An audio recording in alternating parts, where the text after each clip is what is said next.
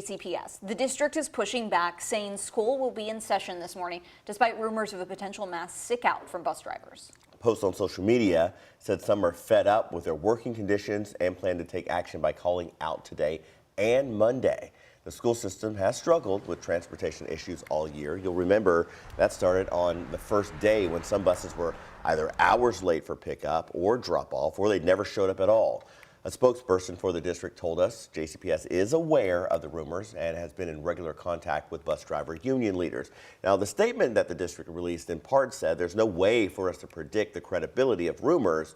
School will not be canceled. It went on to say the worst case scenario today would be the cancellation of affected bus routes. So we're watching this closely right now, and we'll update you in real time if there are developments. And if you happen to be away from your screen, we'll also have that information for you at WHAS11.com. Today will be the 5th day in the federal trial of former LMPD officer Brett Hinson, and prosecutors plan to bring in a new set of witnesses. After 3 full days of questioning, 16 people have been chosen for the jury, and Thursday they went right to work, hearing testimony from the first 2 witnesses.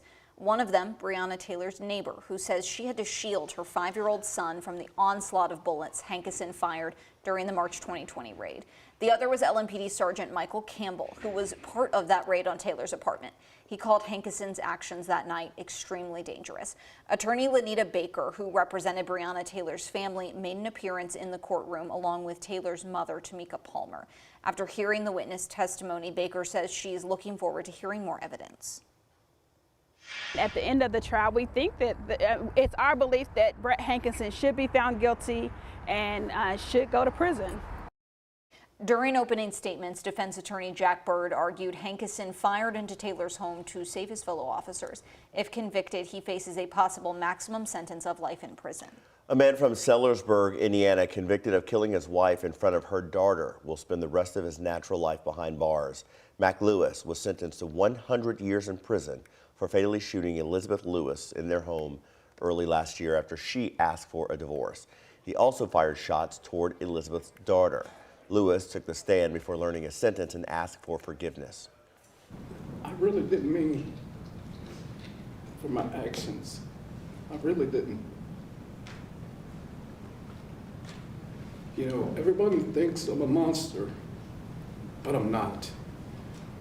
It was an accident. I watched that statement that the perpetrator gave on April 1st.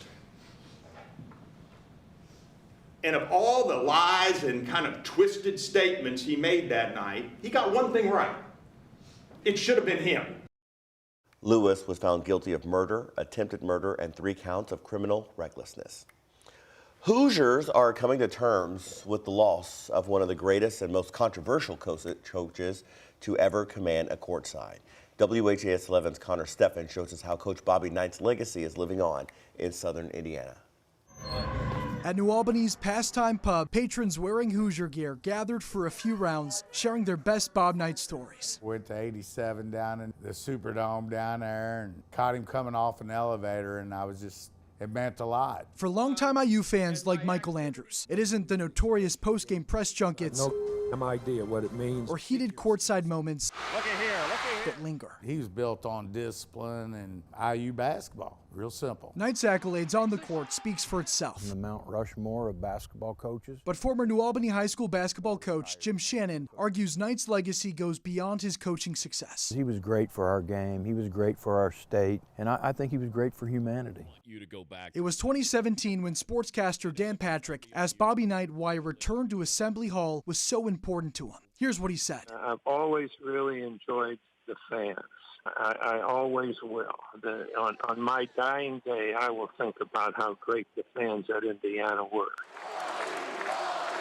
The homecoming in Bloomington finally came in February of 2020, a moment just as special for Knight as it was for IU fans, who desperately wanted him to return. Yeah, we wanted him back. He's IU through and through. Well, when I saw that, I teared up a little bit. I was very moved by it. I was very touched. It was a memorable moment, that's for certain. In Louisville, Connor Steffen, WHAS 11, on your side. IU will honor Coach Knight with a moment of silence before tonight's exhibition game. The team will also wear a patch with his initials on their uniforms all season.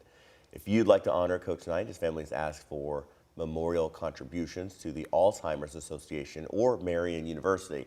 We've got links for you to do just that in this story at WHAS11.com.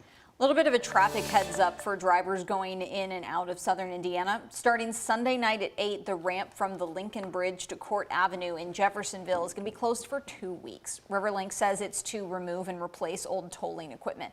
The closure is set to last again 2 weeks. There will be detour signs to direct drivers to exit 1 in Jefferson.